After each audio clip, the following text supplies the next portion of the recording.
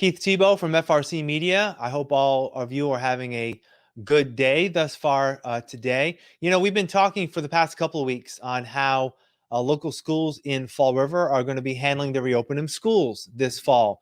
And we're going to speak with another individual that has a say in that in one of our charter schools across Fall River. I'm pleased to be joined by Bob Beatty. He is the executive director at the Atlantis Charter School. Bob, thank you for joining us. How are you? I'm doing well. Thanks so much for having me. I appreciate it. Oh, no worries. So let's get right to it. The Atlantis Charter School getting set for another fall semester starting up soon. What are the plans for the school heading into the fall? Sure. Well, we are, we follow the same rules and protocols that all public schools follow in the state. So we've been held to the same criteria, the same, planning requirements for all public schools. We are starting a little bit earlier than some of our other area schools. Before all of this hit, we had a start date that was a little bit earlier, and we delayed that to make sure that we had sufficient planning and preparation in place. We start on September 8th, and we are starting with a predominantly remote learning model, though we have in-person instruction for our highest need students. Like a lot of schools in the area, we are monitoring the information on a daily basis, the health information, across the state, but obviously most specifically in the Fall River area. And our hope is that, we'll continue to get the pandemic under control, that we won't see spikes, though certainly that's possible as schools reopen. But our hope is that over time we'll be able to continue on a phased approach that we have to bringing more students in more of a, what most people are calling now a hybrid model. And then ideally, at some point, and we hope the not too distant future, transitioning to back to full in-person school for all of our kids and all of our families. Our planning has followed what you've seen elsewhere. We've For any of the in-person activities, we're following the Department of Elementary and Secondary Education's safety protocols, which sort of flow from the CDC guidance that we're receiving. We've done a lot of work around our remote learning plan. We made a major technology purchase to make sure that we had one-to-one devices for all of our kids, a brand new state-of-the-art technology that we have been and will continue to distribute to our families as we start up, as we get ready for that September 8th start.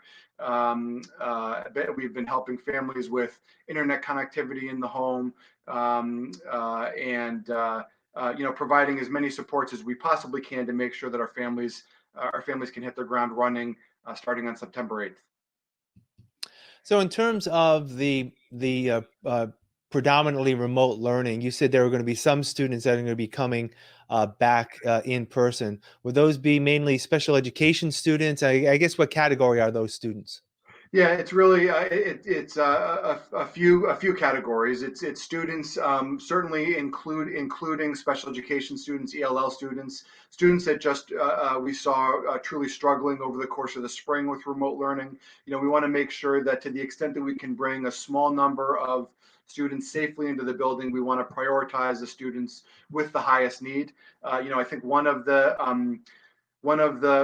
few silver linings, as difficult as this entire circumstance has been for many, one of the few silver linings has been we had a number of students that performed really well on remote learning, and we certainly want to continue to support those students in the fall. But as you can imagine, we had students that did not perform well for any number of reasons, and so we've identified some of those students and families and had them coming in on a limited in-person basis to try to provide, or not to try to provide in-person instruction. And then again, as hopefully health data continues to improve in our region, we'll continue to introduce more students and instructors into the building, and we hope to see us progress through our hybrid model and into eventually full person learning. The Fall River Public Schools are starting with a hybrid model, although a large number of parents are choosing to keep their students home and to learn remotely, which is an option under any model that a school department wishes to undertake for the fall.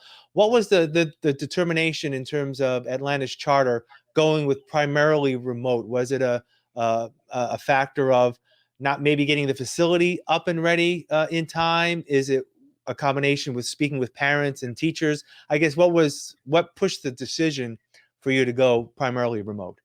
Yeah, a couple of things. I think one is those determinations were made as of August 14th. That was the deadline for submitting to the state what your plan was moving forward.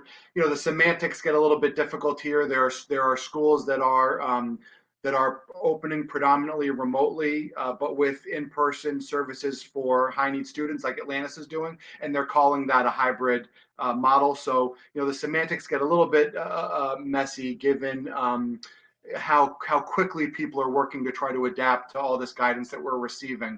For us, landing on the model that we landed on, it was a lot of the things that you mentioned. It was a conversation with families and with staff, availability of staff, identifying staff that either fell into high risk categories for this virus or had personal situations that would have made it difficult for them to be able to return in person.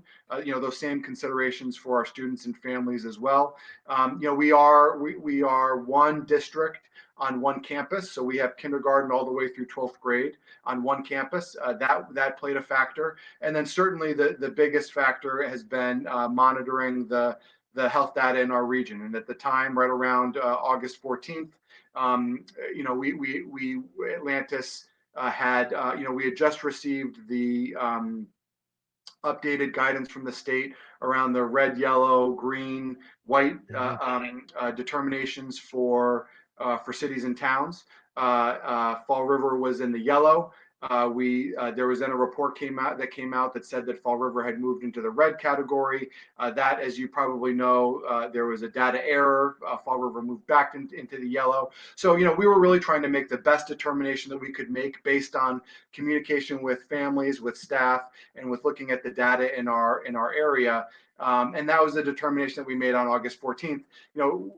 We continue to track all of that, the communication with families and staff, looking at data in our region, and that's going to be for all schools an ongoing process. The thing that I'm careful to share with everybody is just keeping in mind that was a point in time determination, and we're likely to see this, as we've seen over the course of 6 months now.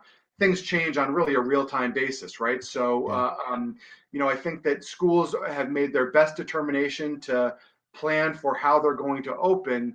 We are very likely to see cases increase as more, not just schools, but as just organizations open in general. And that's going to lead to 14-day quarantines for either classrooms or for grade levels or for larger groups. So, as difficult as this is to share, because it has a real negative impact on a lot of people.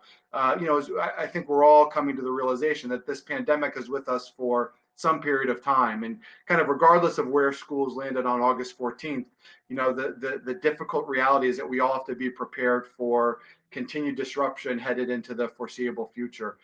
Again, our plan is to start with that predominantly remote with some in-person services. If we don't see those future disruptions, we will phase into more in-person instruction. And if we do, we're going to have to be able to adapt, as we've all been adapting for a number of months now. Yeah. I know it's been one of those things where you said, August 14th, again, it's a point in time, right? Things have even changed in the past couple of weeks as we are further along. And it's very tough to determine what plans you need to make when you don't know what the future holds. But let me just ask you this about the facility, the Atlantis Charter School physically. It's a beautiful campus right off the south Watuppa Pond in the south end of Fall River. What have been some of the alterations that have been made there to, get ready for the eventuality when more students will be back there in person? Sure. Yeah. So we certainly have the benefit of having essentially a brand new campus. The school was built, construction was finished in 2018. So it has a brand new HVAC system.